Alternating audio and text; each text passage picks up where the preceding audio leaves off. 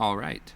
Um, Sorry about that. Just there's quite a bit I needed to kind of get ready for the stream today, and as usual, I fell a little behind. So a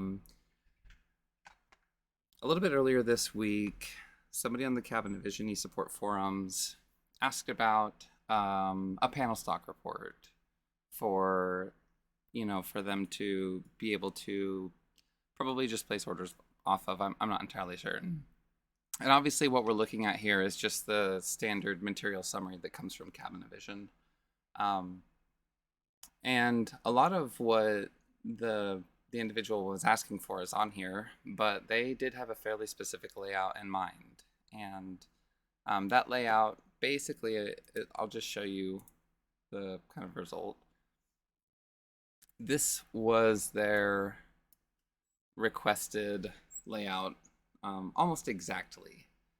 And if you have access to eSupport, you can probably find the requested image from the person.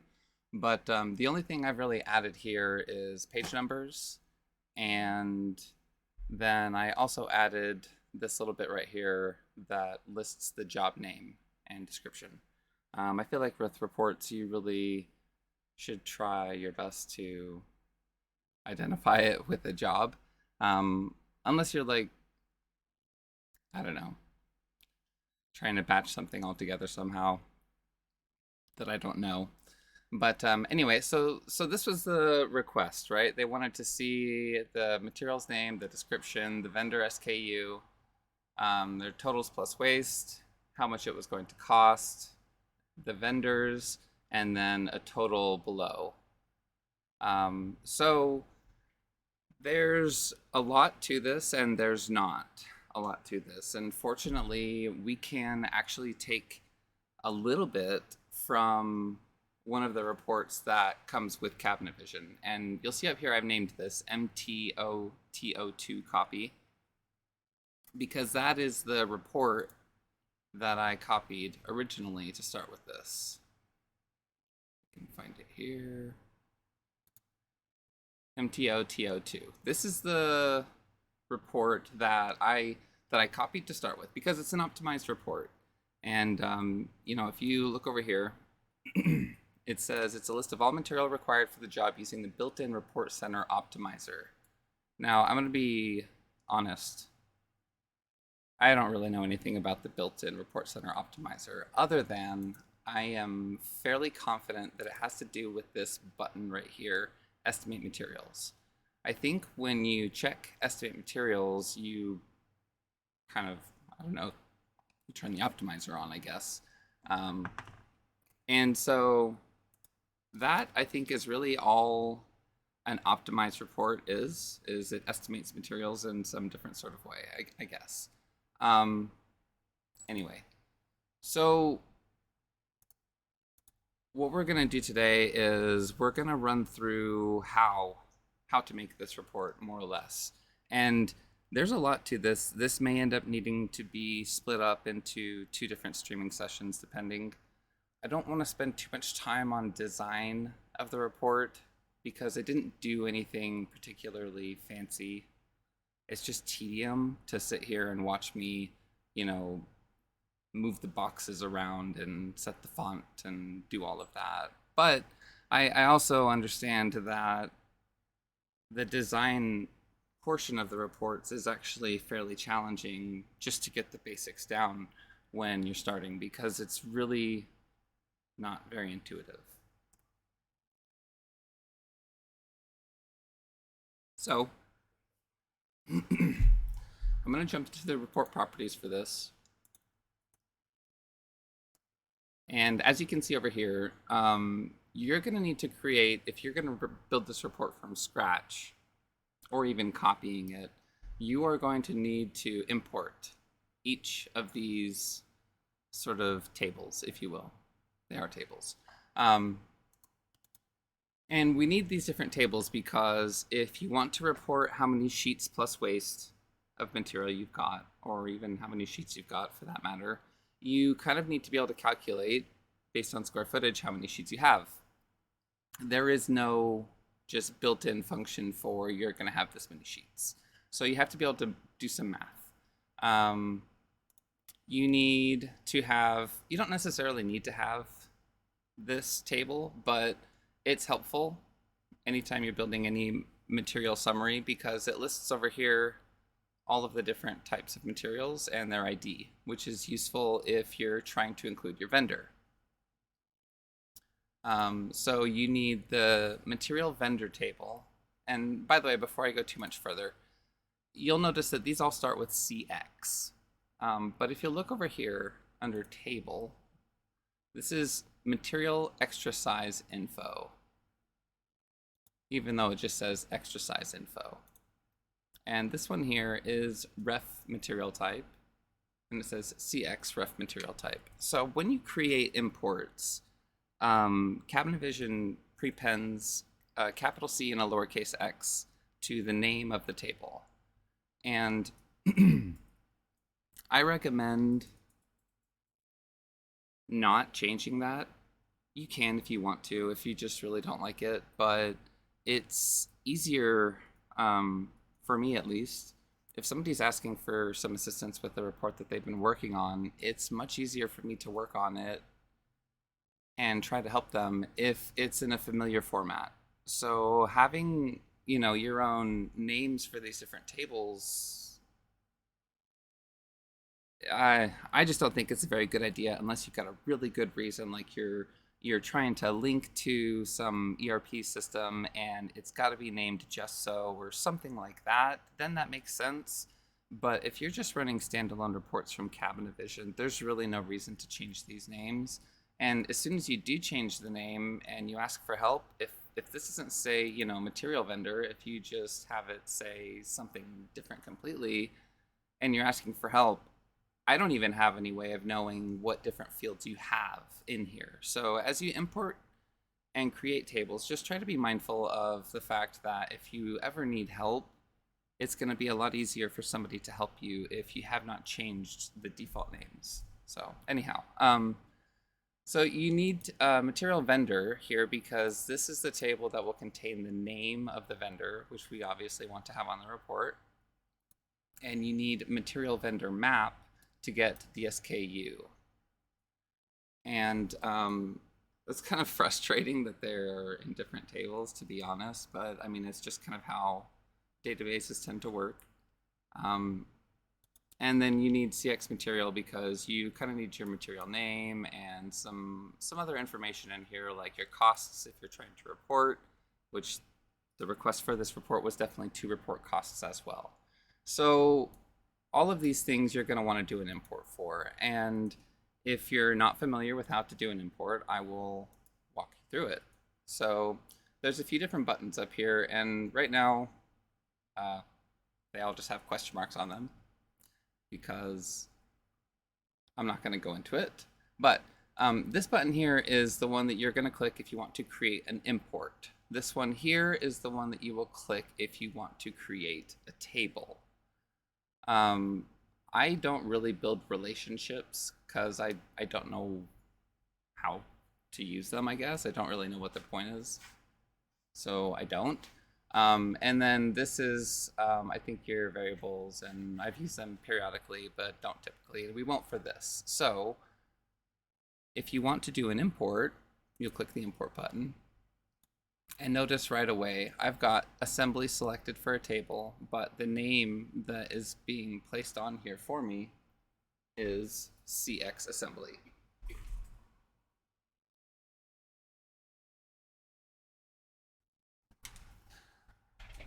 Sorry.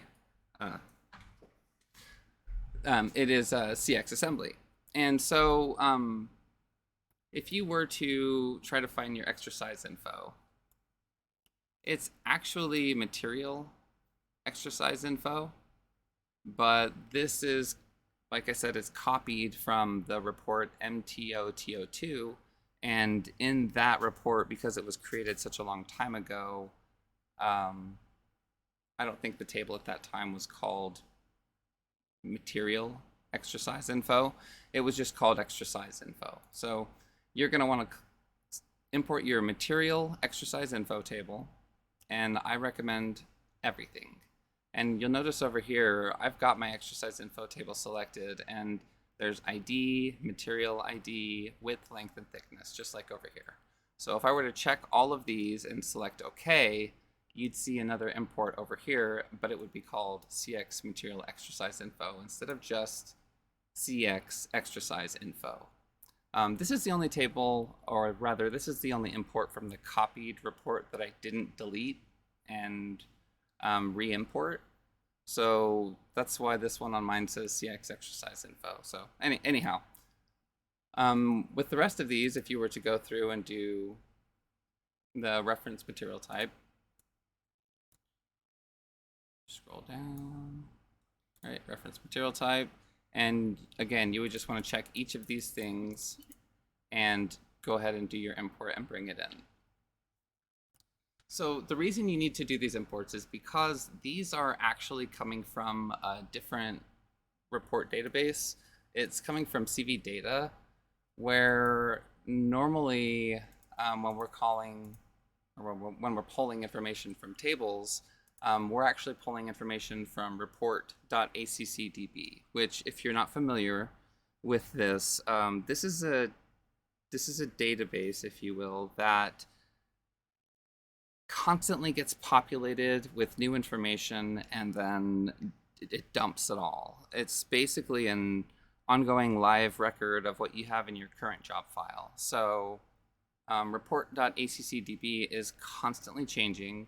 It's constantly, basically completely deleting all of the data inside and, repopulating with new information based on each job file. So that's going to be where you'll get like your parts from and the different types of things that are very specific to your job. But if you're looking to pull information like your vendors or, the extra material size information about materials, you're going to need to pull from the system, like the system database, which at this point is CV data.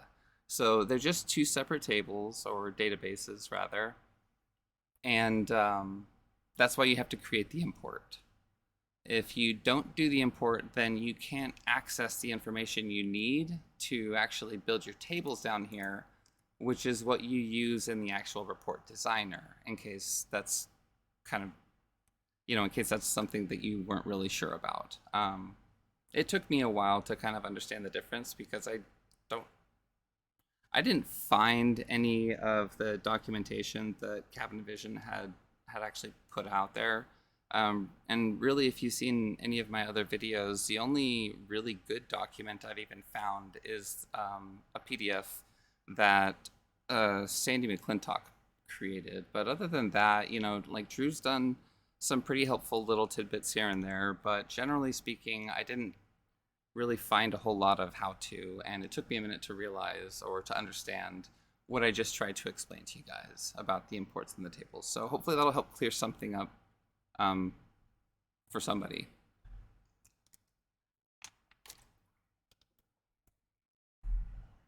So something else that is, I think, helpful to know if you don't really understand this, and I might have gone over this in one of my other report videos, and if I did, sorry for repeating myself, but the different fields that you pull with your table here in the report properties, you don't have to report all of these in your actual report. A lot of the stuff I am definitely not reporting at all for the end result. I'm really not, reporting the sheet size. I'm definitely not reporting the unit of issue ID.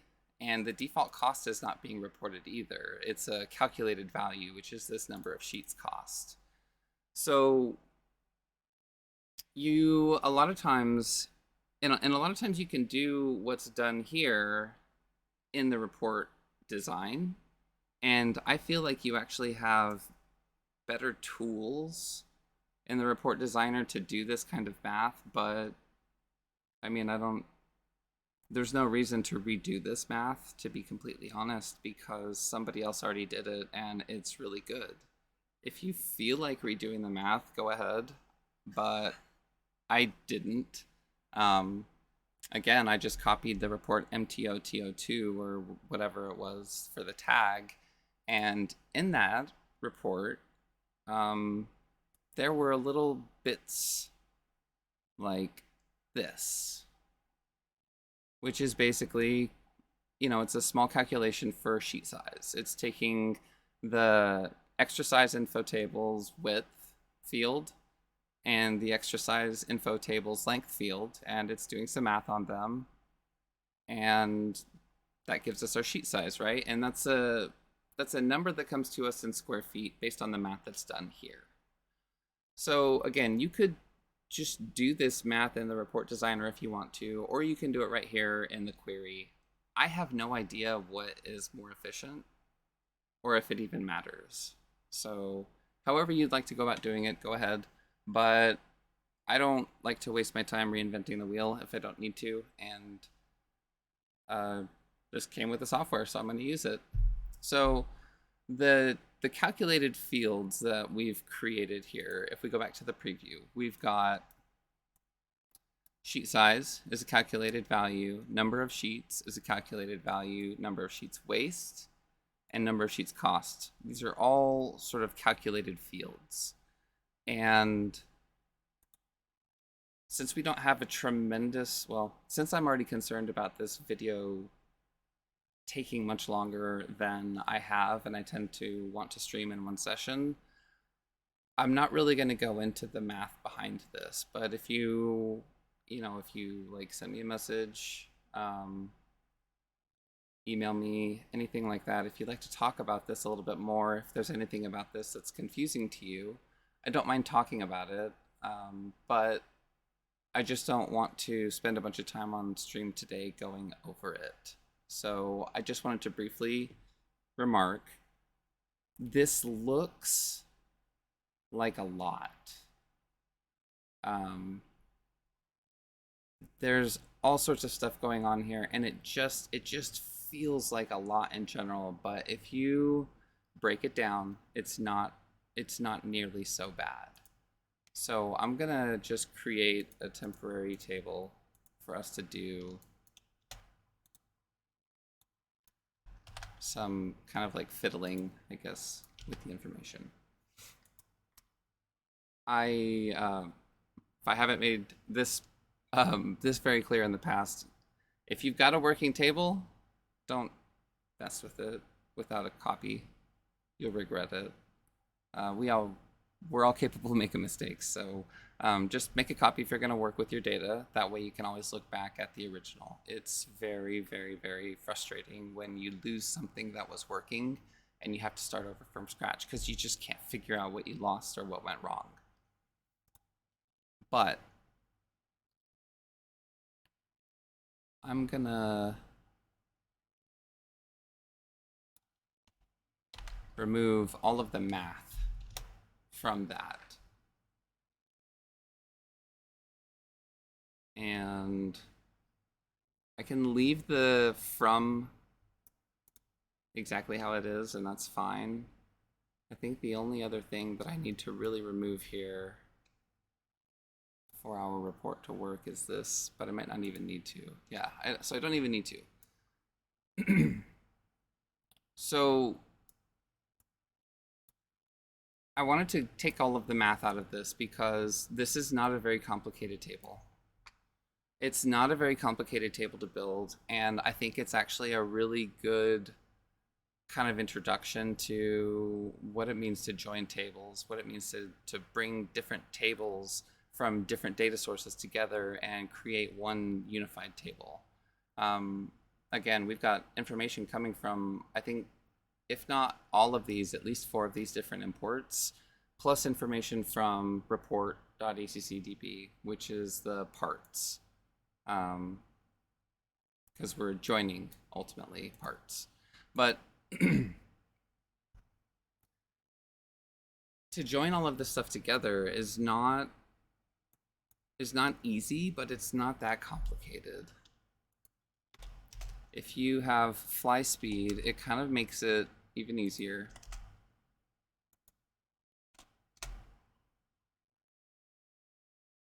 But I think just kind of like breaking it down like this a little bit and creating some space so that you can read what you've got a little bit better can be helpful.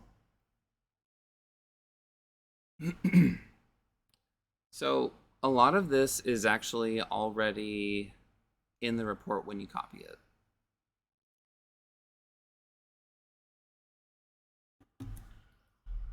I might actually have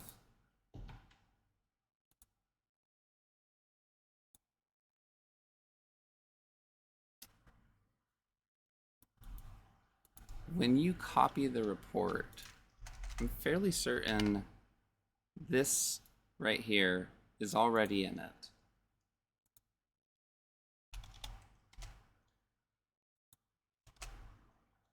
And so a lot of this join is already kind of done for you. You got CxMaterial on parts.materialID is equal to CxMaterialID. And what this is basically doing here is saying, I want all of the parts for my job, and I want to join them on my imported CxMaterial table because I want all of the parts, but only the materials from the CxMaterial table where my parts material ID is equal to the material ID of the individual rows in CxMaterial. So that's what the left join means. We want to take everything from the left, which is all of the parts in the job, but we want to take only the things from the right, which is the CxMaterial, because we don't want all of the materials in our database. That's way too much, and it wouldn't help us with this. So take everything from our parts from the left, but only the things from the materials table where the parts material ID is equal to the material ID of the row in CxMaterial. I'm gonna switch over to CxMaterial to show you guys. When I come back, we'll have an error, and this might actually all be kind of screwed up in terms of format, but I mean, if it is, it is. So the parts material ID, and I'm just gonna make another table to show you guys this because I think it's useful to know.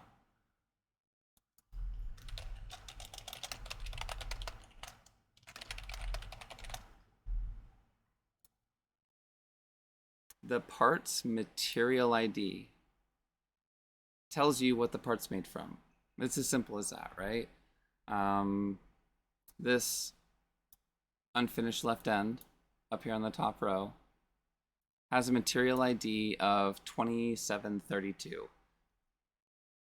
So if we then go and we look at the CxMaterial table, I'm not going to look through all of this to try to find 2732 because it's a humongous list. Well, I can find it pretty quickly, I guess, because over here we have the IDs. So 2732 is this 3/4 inch Oxford white 4x10 material. And I know for sure that's the material I have in my job. You guys probably saw it earlier on the report. So hopefully kind of navigating through these two different tables here and pointing out what we're actually doing with that join will help you understand the join process a little bit more, right? We're trying to take this ID of this entire row of information and match it with the ID of this part, or really for every part that exists in the job. So again, 2732, that's the material ID that we just saw in the CxMaterial table. So, like I said, we've got some reformatting to get this back to where we were so it's a little bit easier to see.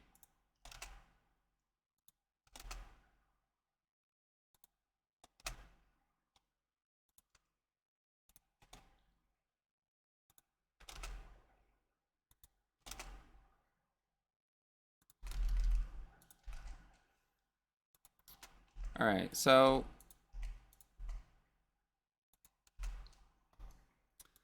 parts left join CxMaterial on parts.material ID CxMaterial ID, right? That's the same thing that I've got up here on this first row. And then you'll notice again, the second row from the copied reports query is the same as my second row here as well. And the third is the same as my third as well. So from here, we're just adding onto the report that already came with the software. What we want to do is, at this point, try to think of everything so far that was done right here. Just think of this as like it's its own new table based on all the criteria of everything that we've put here so far. It's its own new table of information. So now what we want to do is we want to take all of that information and we want to start finding the vendor that's associated with the materials. And that's what this next join will do. So the left join here is going to basically say everything that we found here so far. We want all of this. And we want to join it with the CxMaterial vendor map table. And we want to take all of this and we want to left join it on what? We have to find something that we have already included within this first sort of lump of information. We have to find something that matches a piece of information from the CxMaterial vendor map table. And if you look at the CxMaterial vendor map table, and I'm not going to because I don't want to get this all jumbled up again, but what you will find is that there is a field called Material ID. So in the CxMaterial vendor map table, there is another unique value that you can use to match the material ID that we sort of started with. And if you look through this, you'll see that's the common theme throughout this material report, which makes sense if you think about it. All we're really trying to do here is report how much of a material there is, and we need to find out how that material is related to all of these different things. So we're trying to get bits and pieces of information from these different tables and relate them all together based on the material ID. So that's why we've got, the material override table, which I haven't talked about yet, but I'll get to in a sec. .mat ID, which is again the material ID. We're just joining it now on the material vendor map material ID. And it doesn't have to be this field. It could just be this again. Like it really could.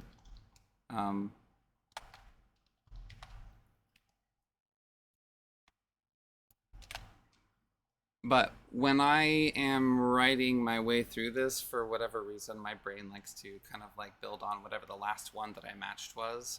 It's probably meaningless to do it like that, but for whatever reason, I like to, and so it just helps me work my way through it. Maybe it does for you too. I don't know. And then once again down here, now think of the left join again as saying, I want everything that we found before. I want all of that stuff, and I want to join it on only the things in this other table where these two values match. And this is the one place where we switch and we stop using material ID, because what we're trying to get now comes from the vendor table that has the name of the vendor. And that table does not have any material ID values in it. So we're saying I want all of this other stuff that I gathered before, and it's all joined on material ID, and it's this nice tidy package that I've got. I want to associate this with a vendor. How do I do that? And so again, we just need to find a value that matches between the two tables. And that's going to be the CxMaterial vendor ID and the material vendor map material vendor ID. And again, if you look at these names, right, material vendor ID, that's basically what we're saying here. And a lot of times you can you can kind of like make leaps of logic and pick out the different values from the different tables that should match one another. But at the end of the day, we did all of the importing up here so that we could look through and find those values that do match.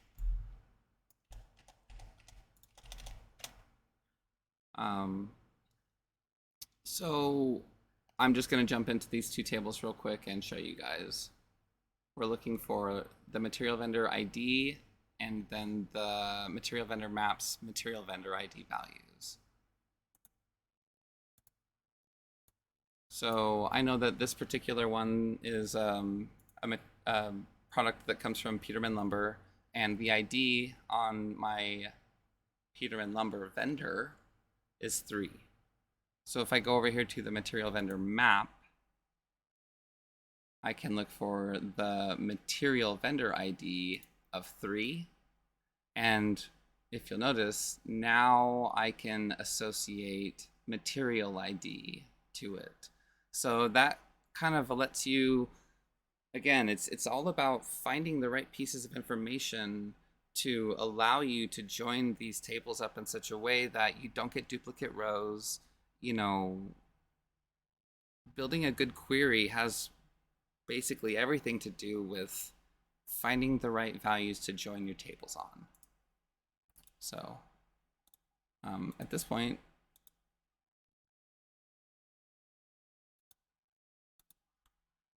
see, everything about this is still fine. I had it formatted differently so we could read it, but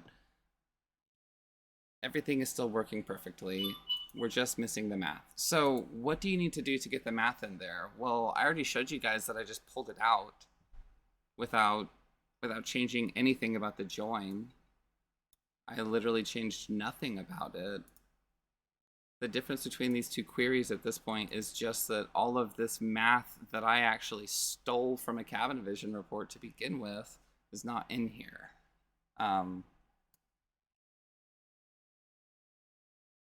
I think it's a really, really acceptable thing to take formulas that other people have written, depending on the situation. I think it's important that you give credit to whoever did write them, and that's why I'm being really transparent about the fact that I did not write these, and they did come from a report, but there's no shame in reusing something that really works already. You don't have to come up with everything on your own. So anyway, taking everything that we've been talking about so far and putting all of this math back in here is basically the basis for what we're trying to do. I could probably take a little bit more time and really dig into this a bit more, but I'm trying to focus a little bit more on concepts. And obviously at this point, anybody who's watching this or who watches this on YouTube could pause it and, you know, look at the query and write it down and test, you know, and check against what you're trying to do. So it's not that I'm trying to like withhold the information or anything like that. It's just that I'm trying to make this really just kind of about teaching a concept and everything. So getting all of this together in this table is the start. Once you have this sort of set of information, and I'll go through the rest of this, by the way, just so I'm not leaving the second half of the query out. But I just wanted to point out that once you get the join figured out and you find out how to kind of like get your tables with the necessary information together, everything else about this is really simple.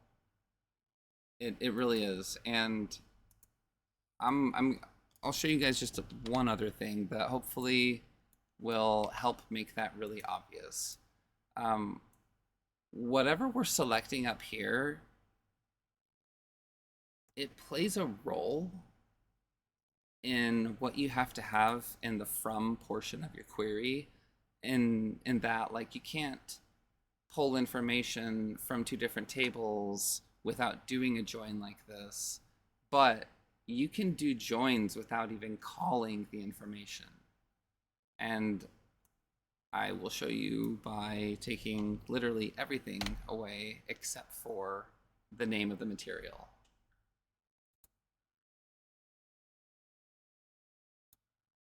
So why am I only getting two different material names? It's because of what, it's because of the join that we did.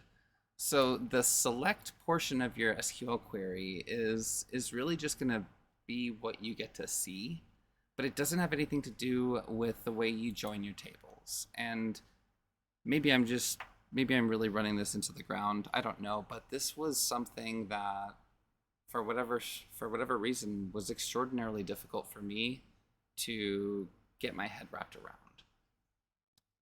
And I'm going to keep this simplified for a little bit while I go through the rest of this, so that hopefully the rest of this is a little bit easier to understand as well.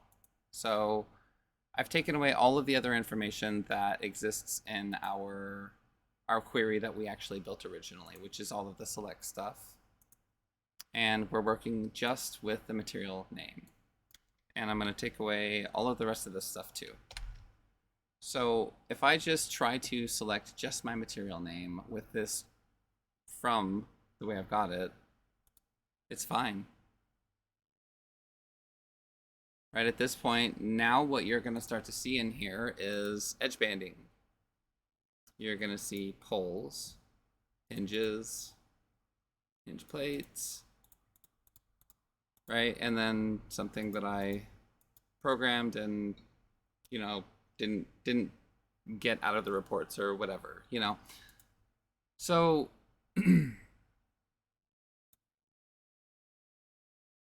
if you want to get just your panel stock to show up and you don't want to see all of this other stuff, that's where this CxRefMaterial type comes into play. And that's why it was important to do the import on this table. So if you want to build a report, and let's say that you don't want to do it as a panel stock report, you don't need all of the math, you just want to report your hardware, or even just a hinge report, I don't know, whatever you want to do, you can use this CxRefMaterial type import to define exactly what you want to see. You can exclude things, or you can, say, I only want these things. So what we want in this particular case is panel stock. We don't want board stock or laminate or banding or any of these things. We just want panel stock. So since panel stock has a ID of 1 on the CxRefMaterial type,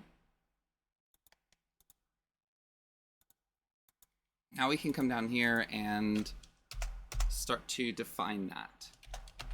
And we'll do that with where.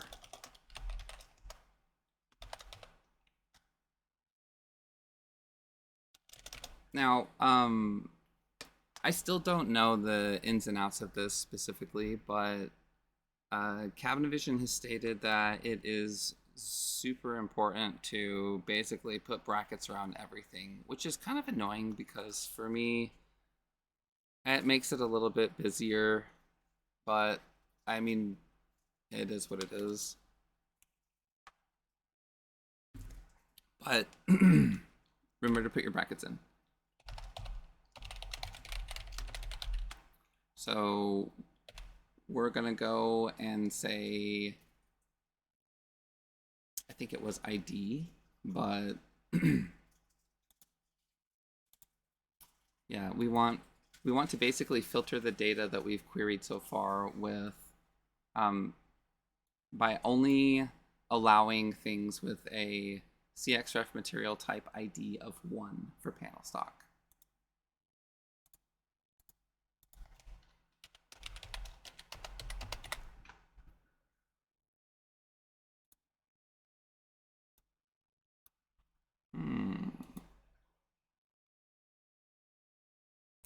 So this is not working.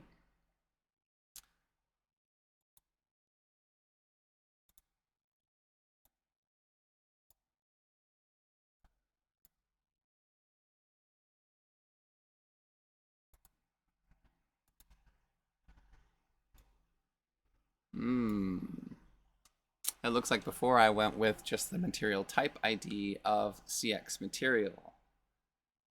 Now, why might that have been? In this particular case, I can't use, I don't think at least, I can reference something that comes from a table that's not in my select, basically. So we need to then go look in the CxMaterial table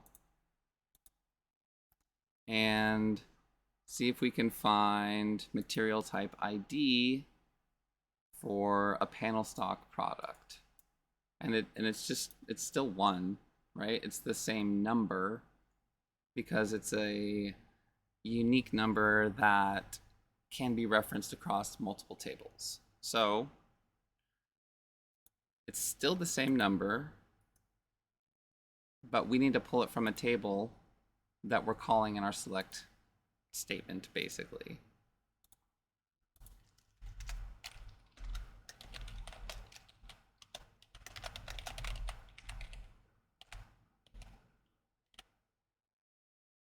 I, of course, cannot remember.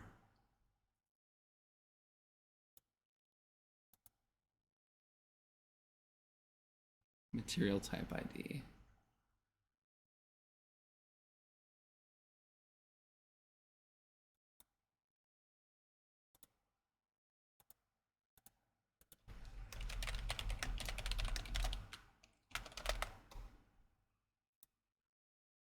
All right, so now we're only getting the parts in the job, and we don't know what they are, obviously, because I didn't pull like part names or anything. But at this point, we're only getting materials that are panel stock. So if we change that to 2, nothing, whatever 2 is. Nothing for 3. 4 is edge banding. So hopefully this is helping you understand how you can use what we've started with here to actually build whatever kind of report that you want. You don't need to change a whole lot more about this. And you could even leave everything in there from the original query.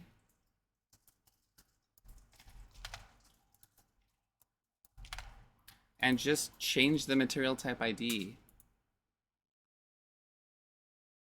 Kind of. At this point, with all of this extra stuff, I need to have grouping, basically. And so we'll put that in real quick as well.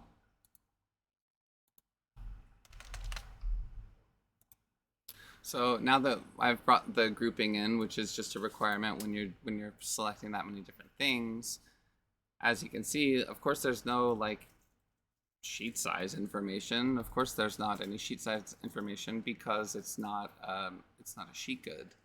But you do have the SKU, you've got the edge banding, and you've got the name of it. So without even changing anything up here, just changing how you're filtering your information by changing your material type ID, which again is possible because of the way we joined these different tables so specifically by taking first all of the parts from our job. That's kind of how this is even possible. So if we go back to 1, now we're back to just our panel stock, which was the whole point of this report to begin with. So I don't really think anyone, yeah, nobody's asking any questions, which is totally fine. But hopefully this has been like at least clear enough for you to kind of like follow and understand. and be able to kind of recreate on your own. So we do have a little bit of time left. I just want to show you this properties window. And again, just to show you guys, like I just copied one to start. The design of this, I had to delete a lot. And so that is a downside. And if you don't know what you're deleting, that can be a little bit challenging to work through.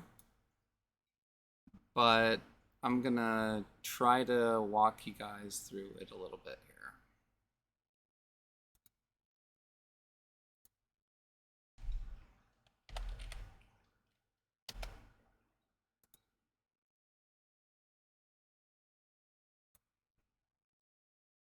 So what's basically going to happen is if you copy this, I recommend deleting, right.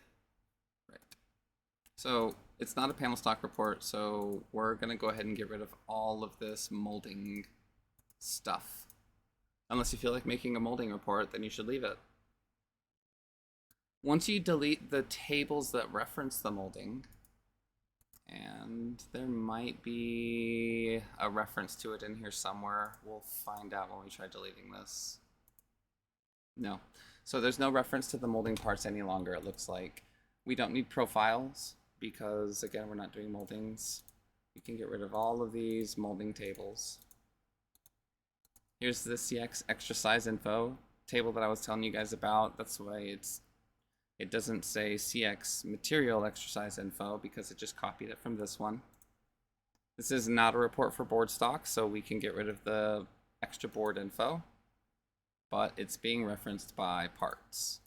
So at this point, to get rid of extra board info, you would need to go into the parts query and find everything that is calling CxExtraBoardInfo, and I will go through this. So the way I kind of do this quickly is you need to look ahead and try to find a comma, because generally speaking, unless you're in some sort of parentheses function, commas are going to be the separator between fields. So I need to get rid of all of this extra board info. I don't care about square foot waste or square feet because we're reporting sheet goods. So I'm just gonna delete, there goes square foot waste. And I'm gonna delete to square foot cost. Don't need that. And then we're getting into square meters and square meter waste. I know I'm kind of going pretty quick with this, but now we're into lineal feet. Again, none of this has anything to do with sheet goods or panel stock, so we're getting rid of it.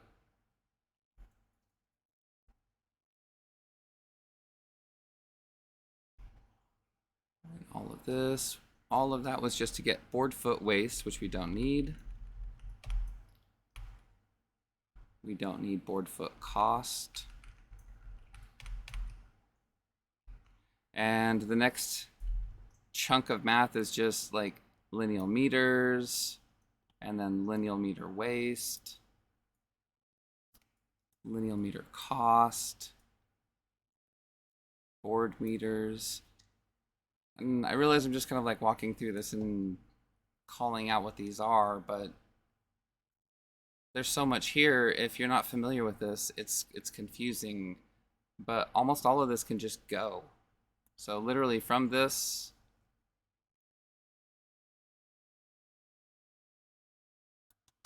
all of that could go.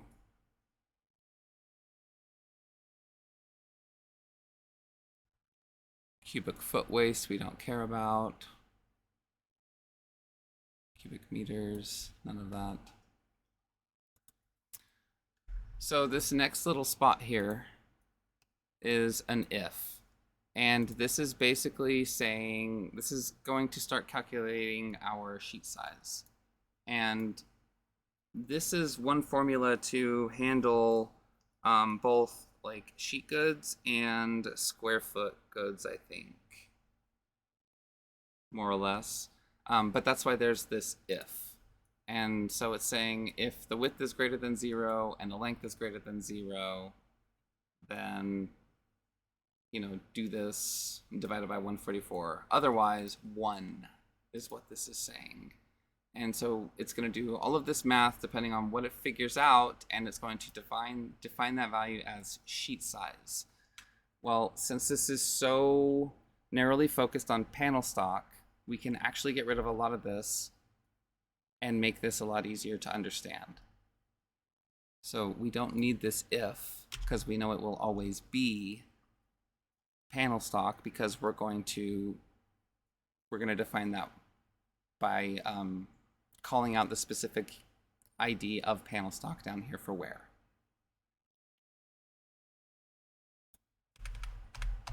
So at this point,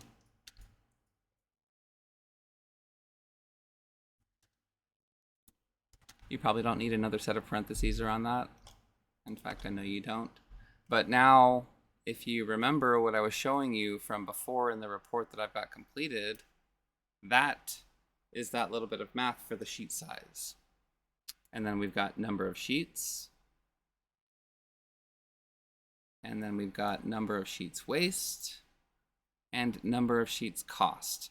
Those are all you need for the math to get your total number of sheets plus waste, and then the cost to report the total on for your report is that little bit. The rest of this stuff can basically go.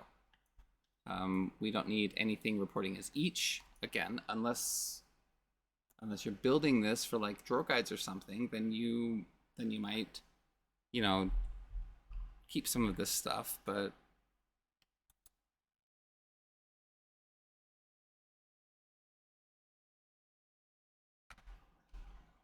we don't need to know each waste because we've got our sheet waste. We don't need to know each cost, cubic feet.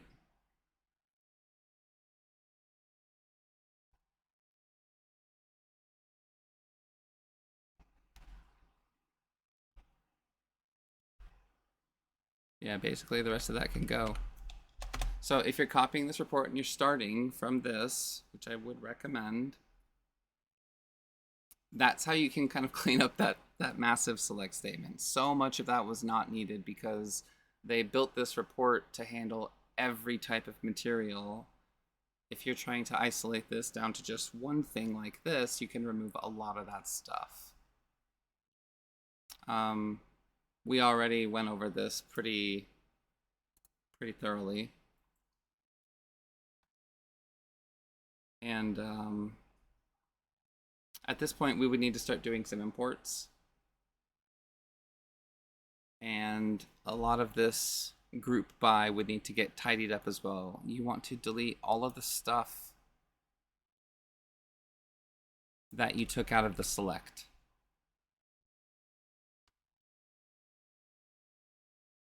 And as I look at this, right, I don't need rough thickness or extra board info.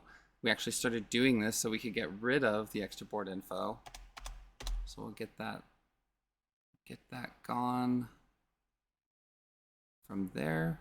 And hopefully this should, yeah, so we still have a functioning query. And I think at this point we can go ahead and delete. It's being referenced by parts still somewhere.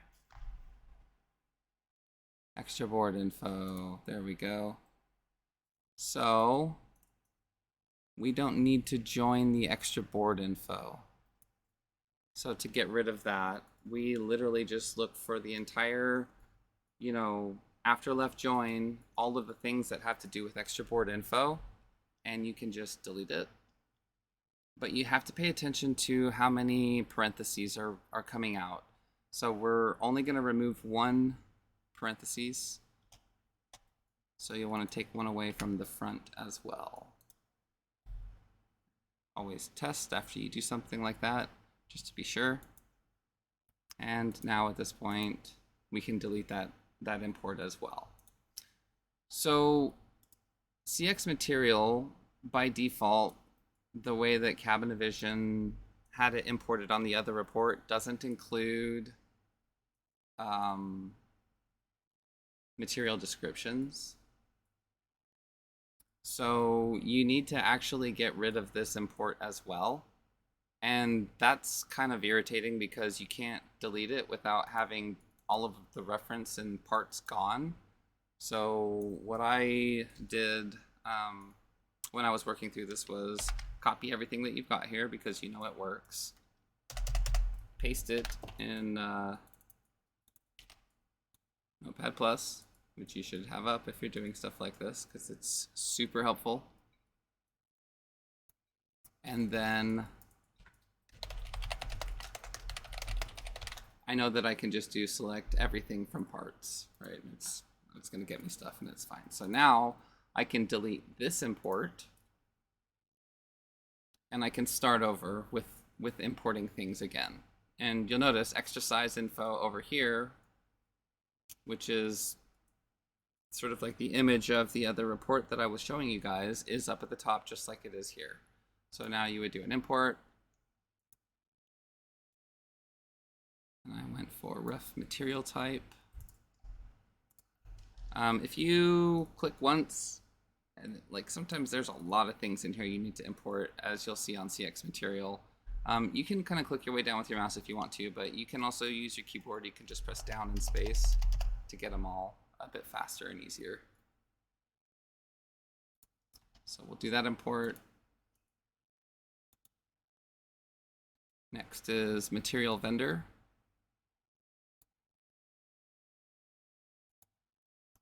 And as you can see, this name's a bit long. This list is a bit longer. So again, I find it's helpful to just down space.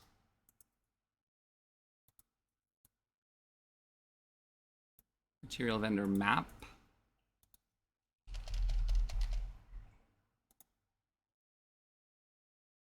And then this is going to be the big one, which is material. Actually, it's not as big as I thought it would be.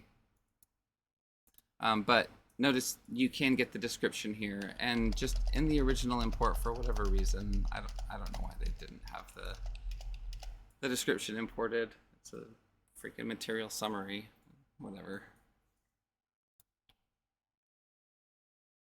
Okay, so notice CxMaterial 2. This is a kind of a pet peeve of mine. So basically, without going into it too much,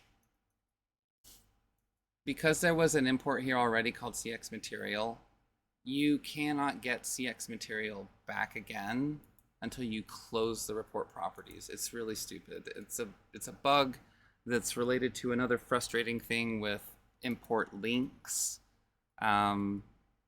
If you've run into it, you'll know how frustrating it is. But once you close the reports, you can do your import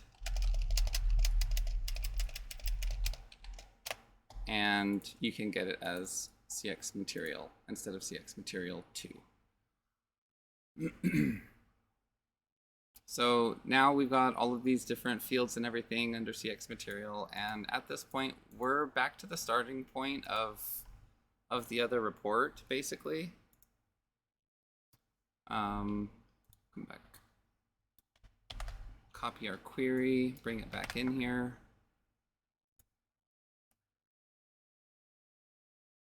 So now we've got a lot of this information in here. We don't have everything yet, but we've got a lot of the information that we need. I'm not going to go through the joining. I feel like we went through that pretty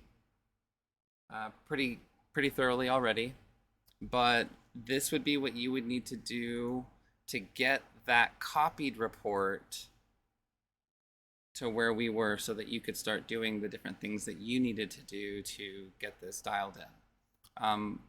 But the main reason that I did all of this was because this next part where you go into the design is fairly confusing if you have kind of gutted the report this way.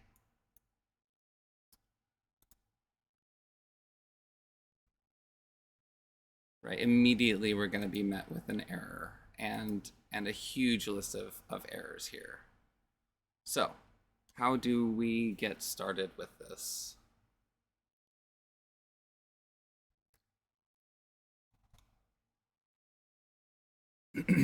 This list down here is actually very helpful.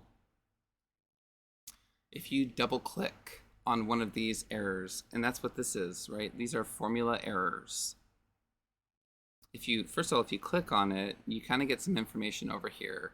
If you spend a lot of time in reports, this will start to make sense to you. If you don't, this is probably fairly confusing. But basically, this is telling us that on the temp PS report list, which is just this one that's currently up, there's a user variable list, and on that user variable list, the user variable @moldingstick_cost has a problem. The reason that it has a problem is because it is referencing an import that we deleted. So if you feel like it, you can navigate up here, go to the user variables based on this, and delete what you want to do. But it is a much faster and easier way to get there, or there is a much faster and easier way to get there, which is just by double clicking any of these errors. So it brought me right up here to the user variables and to the exact variable that's a problem. If you are worried about it, and you shouldn't be for this, because I'm just telling you, like in this particular case, we're trying to get rid of it all, so it doesn't matter. But if you're worried about what's going on here, you can double click it, you can look into it. And this is a great way to troubleshoot when you have a problem with your report. But we know that we're deleting molding stuff. All of these molding things. Everything that says molding. Unless you're building a molding report, obviously, then don't. But that's not what this is, again. So I don't care about any of these. So I'm just going to delete all of them. Okay, now, maybe that got rid of all of my errors. I don't know. How do you tell?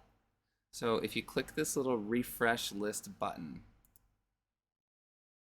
yes, I'd like to save possible changes. It's gonna kind of like basically rebuild the report in the same sort of way that Cabinet Vision would rebuild a cabinet or something like that. It's gonna rebuild the report, and it's going to process all new errors. Everything that got resolved will be gone from the list. Everything that remains will be here in a new list. So we got rid of a lot of the molding errors, but now we're getting errors that are relating to like board meters and square meters and cubic feet and cubic meters. Again, these are all values that we deleted because we're just making a panel stock report. So easiest way to go about doing this, double click. All right, so when you double clicked on that, two things happened. It brought up the collection variables menu first, because without this menu being up, you can't actually get in and edit any of your collection variables. So a couple of different things need to happen here. Basically, this is saying if the parts unit divided issue is 10, then the sum totals value that we're going to reference is parts.cubic feet. Well, it can't reference parts.cubic feet because we deleted it, so just get rid of it. All of these that are pink are the errors. Oops, went too fast, lost the one that I needed. If you click cancel, you actually get it back, and that's a really good thing to know if you spaz like I do. So now when you get to this last one, this says other, you can't delete this row. So what you need to do is just copy and paste it down below, because this is basically going to say, in every case, we're going to reference parts.number of sheets. There is no other condition because we know we are specifically building this report for the panel stock, which is the unit of issue ID of 5. So we've deleted all of those things that we know were errors. Just go through this process, keep clicking the refresh, click OK, get your new list of errors, and just work your way through all of it. So this actually brought us back to the same spot.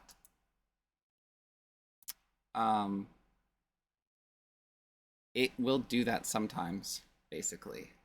And what I recommend doing is, if you go to a window and there's obviously not an issue, just close it. There's probably some related issue on, whatever is like behind it. So if we kind of look here, we don't want any of these molding things. Again, we know we don't. So rather than going into these and trying to clean this up or something, you can just delete.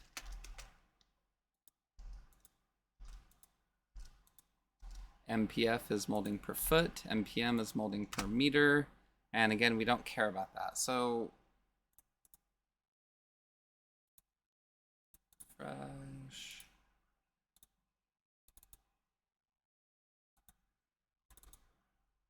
All right, so basically here, these are not showing up as a problem, but I think it's still maybe causing some issues.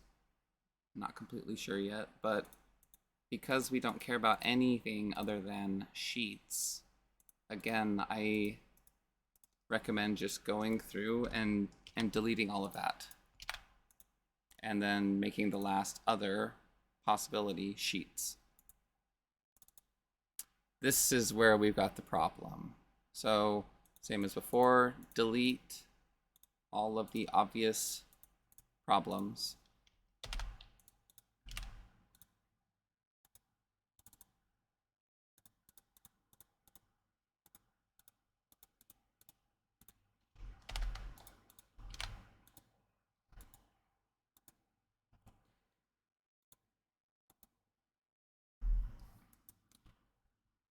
So as you can see, right, obviously there's a lot here.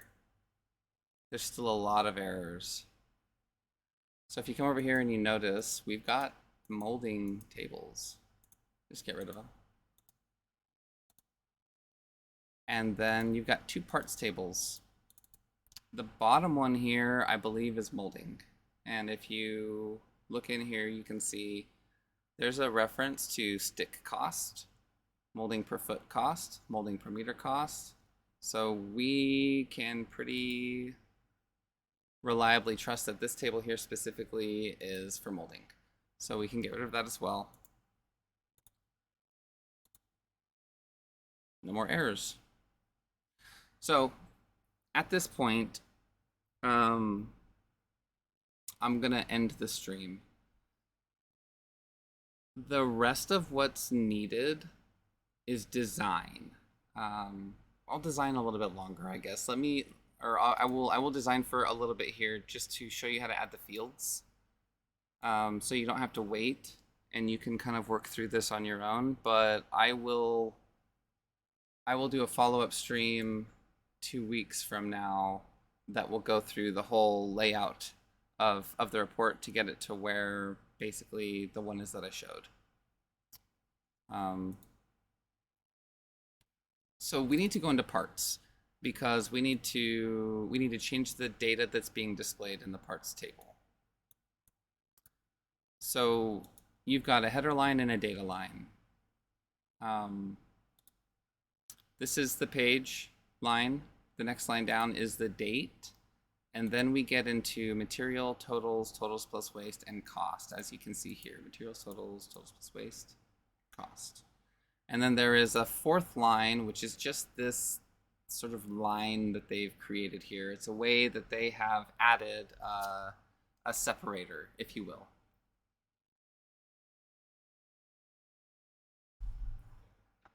So we need more. We need more fields.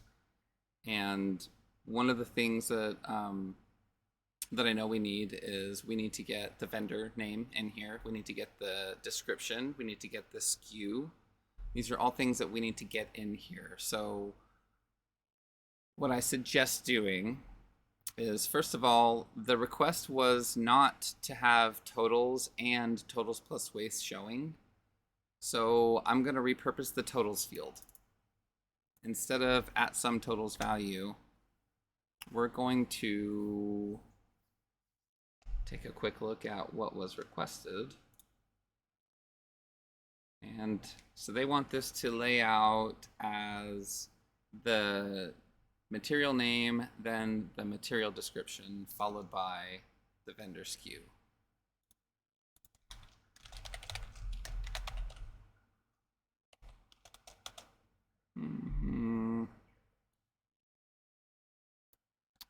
Why don't I have...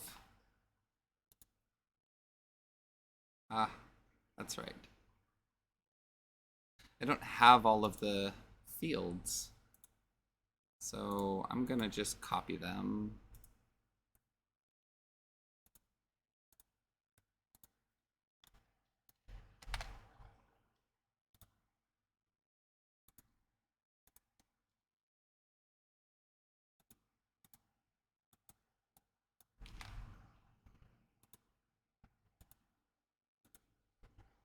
All right, so, sorry.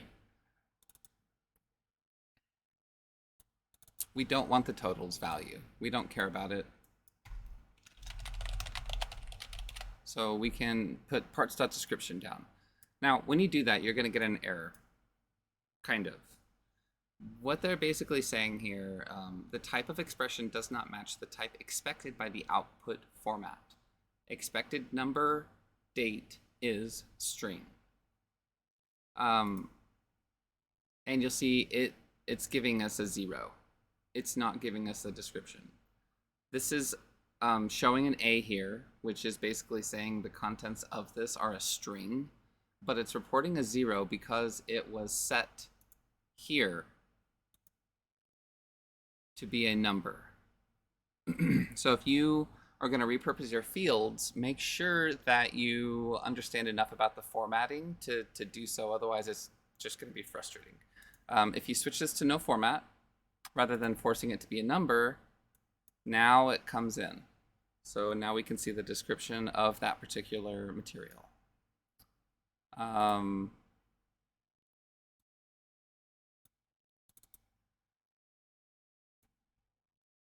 This next one is just basically reporting, you know, it was a number here before and then in sheets next to this. So we can repurpose this one as well. We can turn this one into not the vendor, they wanted the SKU next. So I don't have a SKU listed on this product, so it's showing up as blank, but I can assure you it is pulling. If there was information there, it would pull it. And then this next field, these next two fields you can leave alone because this is reporting your totals plus waste values for the product. But we should change the way this reads up here at this point. We don't want this to say totals anymore. We need this to say the requested field was material description. And I want to just briefly talk about something. Single quotes or double quotes will both work, as long as you start and stop with the same thing. I'm in the habit of using double quotes because with double quotes, you can do like materials description, and it won't throw an error with the string. Basically, you can include apostrophes within double quotes, and it will register it as part of the string rather than trying to start or stop another string. So I'm personally in the habit of using double quotes. You can do whatever you want. So now this says material description, and it's right alignment right now. Change it to whatever you want. I don't know that right is the best idea. So I'm going to switch it over to left. And then basically now these two things are aligned with one another. But you'll notice there's an extra field here that doesn't exist up here. You can hold control. If you try to move this, you're going to get both fields. If you hold control before you move it, you just get the top one. And then if you let go of control, you can actually kind of snap it in line with the field below it. And then the two of these fields will move together at the same time. And that's a useful, I find that to be useful when you're doing layout because frankly, the editor, it's cumbersome at times. Before we go too far with this as well, something else that I would strongly recommend with most of the material summaries or panel stock reports that people ask for, I don't think portrait layout is really appropriate for the most part, unless you want your writing to be super, super tiny. So you can change that by going to Project and selecting Landscape. When you do that, you've got a chance to allow it to kind of like adjust the objects. It does an okay job. I normally let it, but then I tend to just resize things a little bit more. So it's not created by Cabinet Vision any longer. And so at this point, you really just need to go through and keep bringing new fields of data in and resizing things the way you want. So just to kind of help show how I would go about this, we've got 6 fields down here in the data line. We've only got 4 fields in the header line. So I know that I want another field after material description. If you just copy and paste the line, it's going to paste it right below. Well, it's not really the line, I guess it's a column. It's going to paste the column right below, which means just to the right, as we're looking at this, of the one that you have selected. And it's asking if the column should be reduced accordingly. Normally I click no, because what columns are we even talking about? How are you going to screw up my columns to the left that I've already been trying to dial in? Are you just going to take away from everything evenly? I don't know. So for me, that's almost always a no. I don't want you to change the sizes for me. I'll just deal with it. So this would be vendor SKU. Now that pushed everything over here because it basically pasted it at the same width. But now that I have figured out how wide it does need to be, I can just reduce the size of it pretty easily.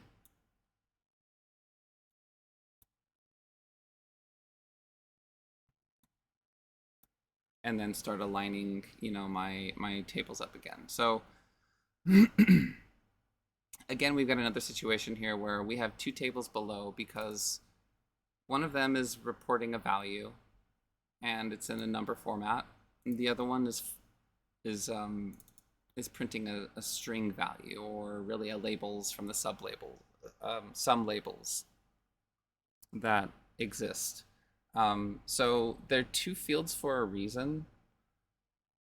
It's kind of a frustrating thing to deal with, but there's really no great way around it because you are working with 2 different data types. So they kind of need to stay as 2 separate fields, but what you can do is you can still sort of snap to the right of your sheets table and have it start, if you will, on the left.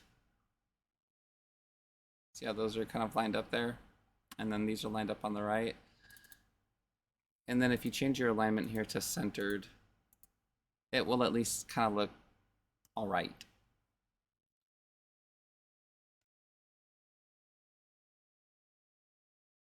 So then we've got the cost already. I don't want to pull all of this stuff to the left. I do want another field to the right of cost for vendors. So I can double click on this field and just, again, copy paste. No, I don't want to adjust. And in this particular case, to just get a good starting point, if you scroll down over here on the right, you can see a width field. And I am doing this the very, very lazy way. I strongly recommend not ever just typing a number in like this. I am in the United States, and we use the the imperial measuring system, inches and feet or whatever. So if I am entering inches here, and somebody from, like, I don't know, anywhere in Europe for the most part, or probably everywhere for all I know. I'm not sure if anybody other than us still uses inches because we're anyway. Um, their report would be completely screwed up because it would translate my inch dimensions into millimeters because that's most likely what their computer's set up for. So the right way to set the widths of these things, if you're ever planning on sharing your reports, is actually to use a different value called unit from SCM, which is like 1 unit from SCM is 1/1000th of a millimeter or something like that. So they end up being values of like 9 or 10,000 typically. But I'm just doing this as an example, so I'm being lazy about it. But anyway, I've pasted a column, and it's the exact same width as the one that I copied, obviously. To get a good starting point here, I normally just half the values, because I don't really want my fields way off of the sheet, and I just want to know, roughly where I need to be, and then I can shift everything over from there. So this would still be cost. Rather, that is correct. I need to do the same thing here, copy and paste. And no, I don't want to let it adjust for me. And here I'm just gonna go like, I don't know.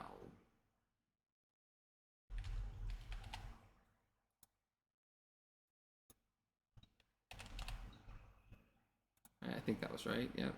All right, I can subtract. So this last field here per request is vendor. And by the way, if you would like for these things to be underlined individually instead of having one long line, you just need to come over here with the column selected and say yes.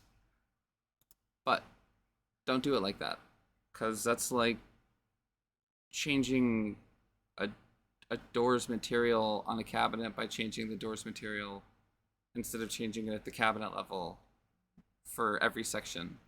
If you select line definition and go to default font, this will affect everything for this line. So you can just come down here and say yes for underlined, and notice each of these is now underlined, and you didn't have to do it like 7 times. So we got vendor now, and we want to change this field to parts.vendor name. And again, we're getting the same warning because this was a value type before. So all you really need to do to fix that is format this with no format, and it will show up. So I said I wasn't going to do the design, but we basically have kind of gone through this, right? At this point, the only thing that would really need to happen is some of this stuff does need to be kind of like reorganized and shifted around, and then a footer with the total would need to be created as well. So we'll do that real quick. So you can just do a footer line.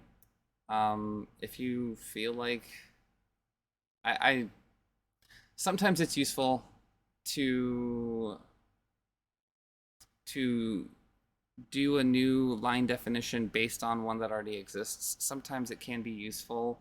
In this case, I'm going to, based on my data lines definition. And the reason I'm going to do that is I want my total to be underneath the cost here, and my cost is not all the way over to the right on my report. So I don't want my total to be over here with my cost column to be right here. I want my total cost to be aligned underneath, because that's how I like it. And before I get too much further as well, I'm actually going to fix these columns because I don't like that they were not aligned before. So anyway, the footer line, right? It just did everything again. You can very easily just come into each of these and put double quotes if you want to. And that will just hide the content, except for when they are set to be formatted as a number and always 0 before decimal point. That will cause a problem. I'm just going to show you could actually take that away and you at least get rid of that. But really you could do no output if it's 0 and that would hide it. But the best way is to, as I said before, just go to no format. And then this last one over here I also don't care about. So again, you could delete it or whatever. So why did I do that? Why did I go through and do all of that? Again, I want the cost to be aligned, and then because of the way I did that, I also have this field over here where I can type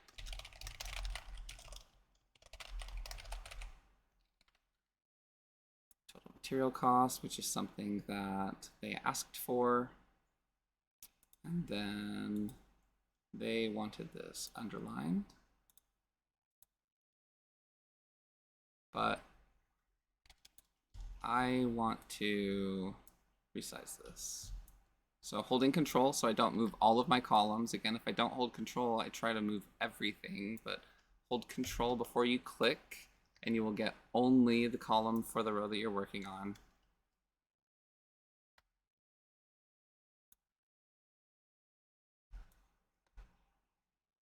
So I'm gonna do that. Bring this over a little closer.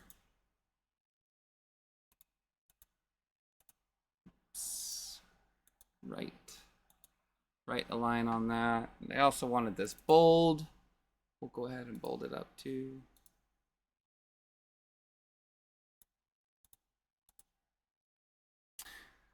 But it's giving us just the material cost. So you can fix that by, I don't think we need to pre-calc this, but by doing that. Pre-calc is normally used for calculating a sum in like a header or in the data line.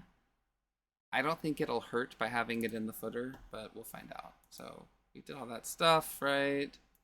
Save it and make sure we can view that report.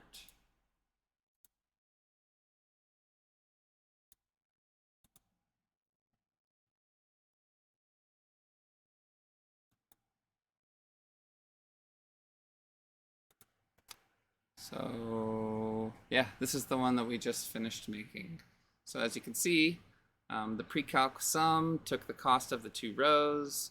I do have a vendor SKU for this product here, so it is showing up. You can see it worked out. We've got a total plus waste value rather than just a total with the vendor. Hopefully this was helpful. And before I go, I just wanted to say that many of you have very generously and graciously donated to the cause. And it has been very heartwarming and encouraging to see. And I just wanted to thank everyone who's taken the time to even watch any of these things. It's really nice to be able to talk about something that I'm passionate about and actually have an audience that cares. And it's hard to appreciate on this end, just because I don't see you guys, you know. It's not like I can see anybody that's watching any of these videos ever. But the the kind words that you guys have for me, and the little donations, no matter how small, are very meaningful, and I appreciate it a lot.